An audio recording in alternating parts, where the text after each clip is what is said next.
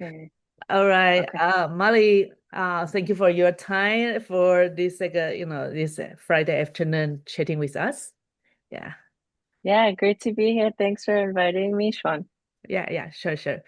So I'm pretty curious about your life experience, like as your family is original from Japan. From Is Japan. from Yeah. Japan, yeah. Yeah. So I'm quite curious about the life being a second generation immigrants in the US. Yeah.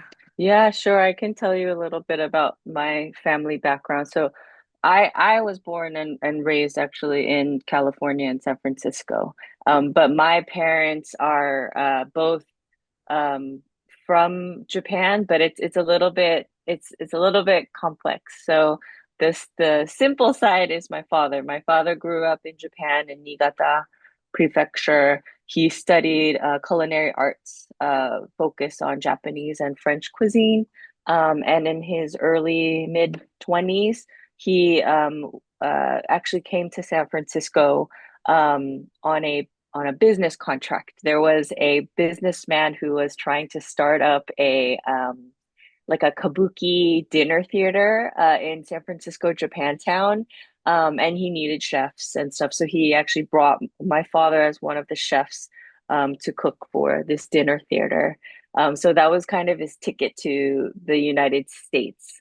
Um, and then I'll tell you a little bit about how he met my mom. But my mom was actually, well, she was technically born in Japan in Hiroshima, but she was born to my grandparents who were actually born in the United States. They had immigrated back in the day. And my mother's side is of a farming, primarily like a farming lineage. So a lot of people from Japan who were coming to America, back in anywhere from the 30s, 40s, 50s, 60s. A lot of them were from farming communities, and really trying to get away from the poverty that was happening in Japan at the time. Um, my grandmother and grandfather met in the United States at some point. They had my aunts and uncles, but then World War II came in the 1940s, and they were all forced into incarceration camps in California. So my aunts and uncles, my grandpa, grandparents, uncle, they were all kind of there for a few years from 1941 to about 1945.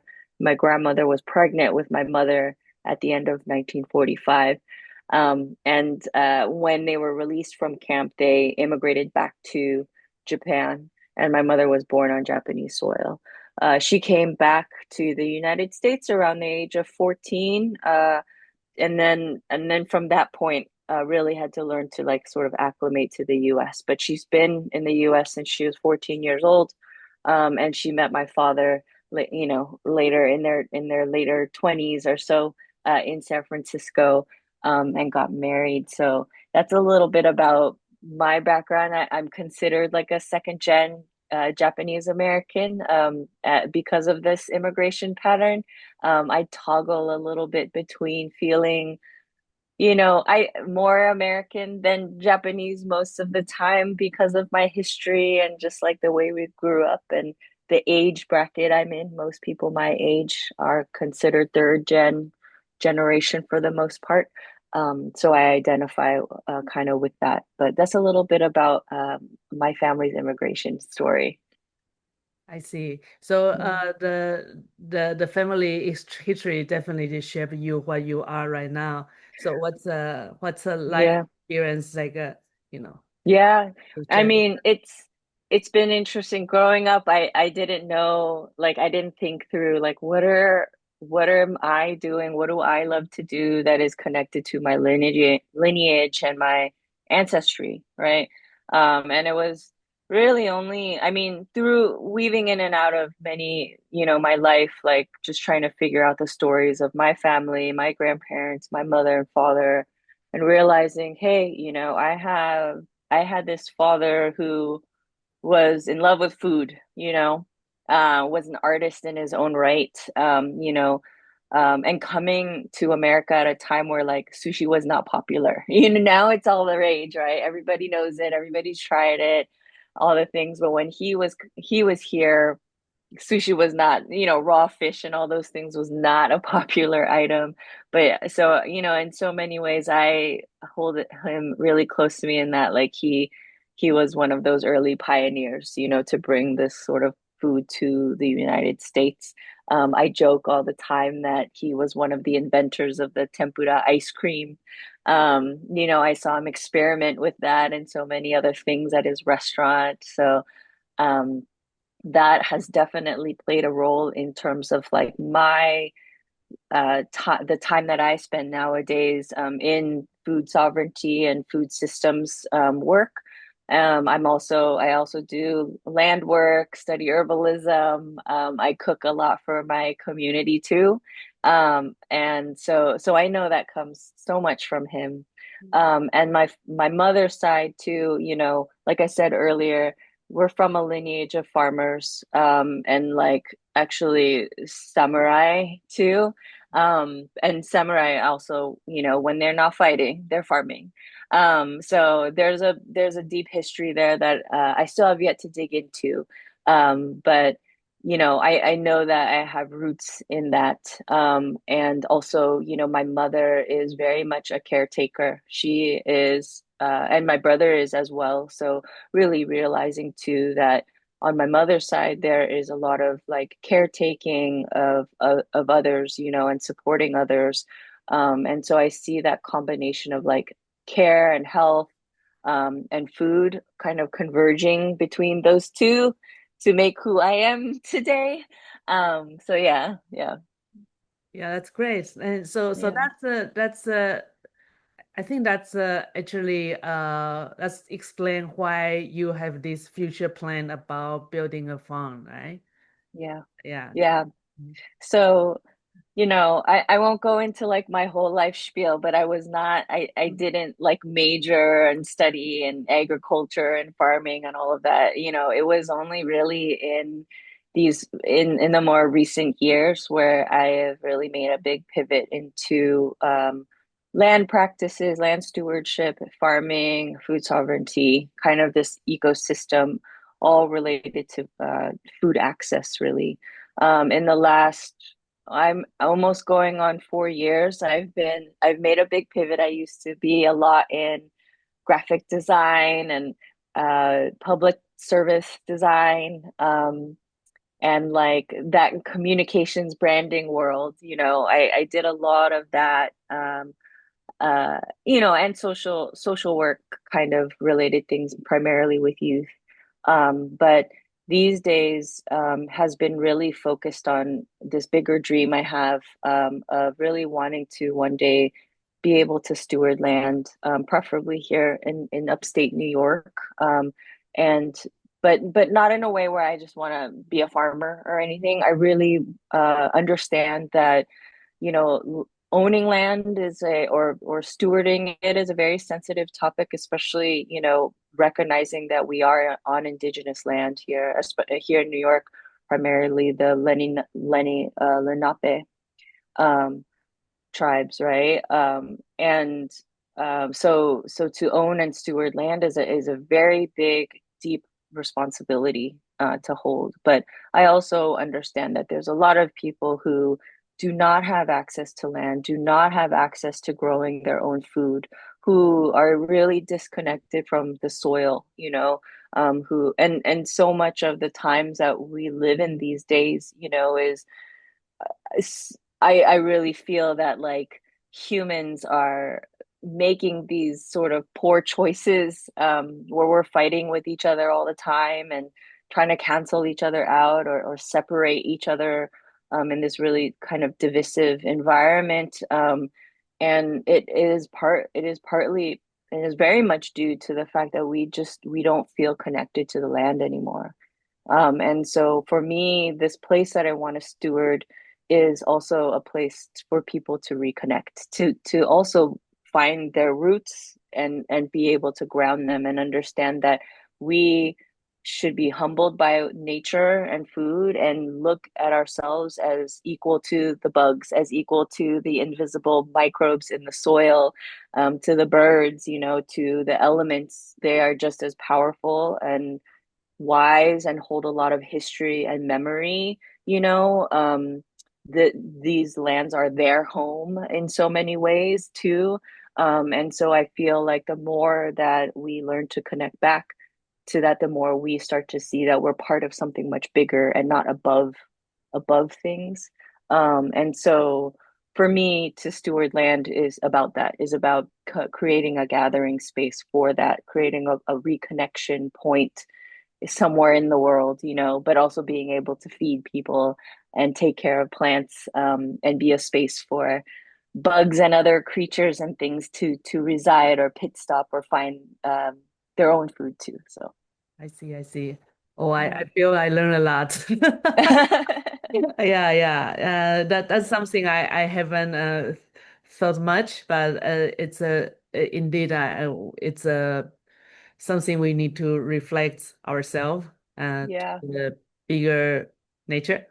Yeah. I think, for when we talk about home, a lot of times home seems so literal, like, oh, where are you from? You're from Japan, so is home Japan, or is home, is home something different, and I think I struggle with that a lot too, because sometimes I'm like, where do I belong? Do I need to be of origin, of that territory? Like, to what degree? What rights do I have, over somebody else to be here sometimes?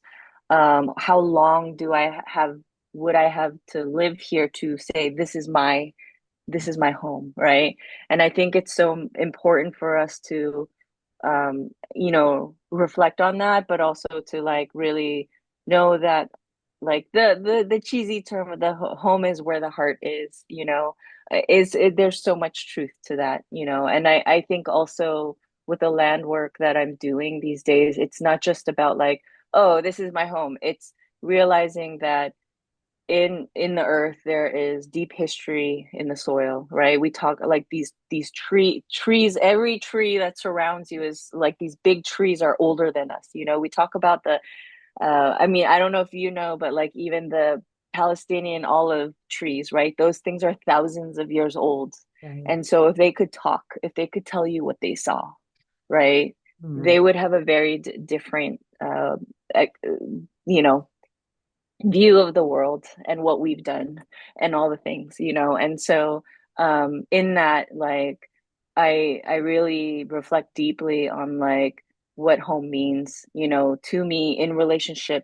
to these different plants and creatures that are around me, who have been here longer than me or have gone through multiple cycles of life and death and composting and whatever, to be part of what this place is. And I'm like, well, how can I fit into that? How can I contribute to the home I'm currently on right now, with literally like my body, right?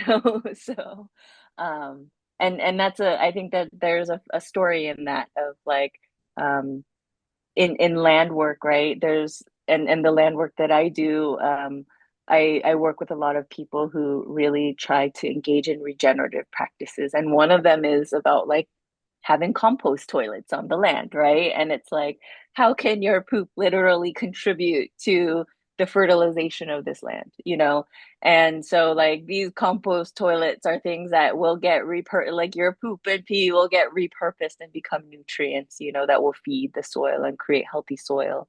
But in that, your DNA, your microbes, all of that is entering the land too, and they become part of the ecosystem.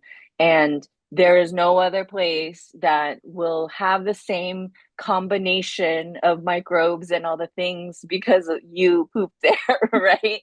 And so in that, like, there is some type of belonging, or inclusion, or merger that's happening with our literal bodies. Um, and so I think about a lot of that, like, both what have we inherited that we don't know, but also what are we leaving behind? So like 50 years, 100 years from now, there maybe somebody else is talking about what we put into the soil.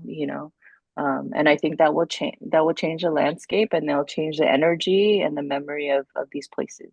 So Mhm. yeah. Wow. It's yeah, what you say will make me think keep thinking the rest of the day or the weekends. Yeah, yeah. Yeah. Well, I think yeah, that's great. Thank you for this insights about our mother nature. Yeah, yeah, Yeah, anytime. we certainly need to yeah, I think like yeah, nowadays like people like easily forgetting like to appreciate and respect the what nurturing us the nature. Yeah, Yeah. yeah, Uh, yeah. uh, I love what I do because I get to meet so many other people who identify as immigrants or who have come from far and wide, mhm, and who are also looking for home, who are looking for healing, who are looking for uh, you know, um, family, right? And it's so important for us because we're always going to be weaving through the globe from forever, and there's a lot of beauty in that. And I think it's so important that we have people who are creating these sort of spots to be together around the world, and I think that's one thing I love about the work that I'm doing right now is bringing those folks together and saying whether it's a temporal moment or whatever. I'm like, there's a home here, you know, there's a spot for you to rest. There's a spot for you to find other people who are searching in these ways, or who are looking for rooting, or who are looking for these sort of similarities.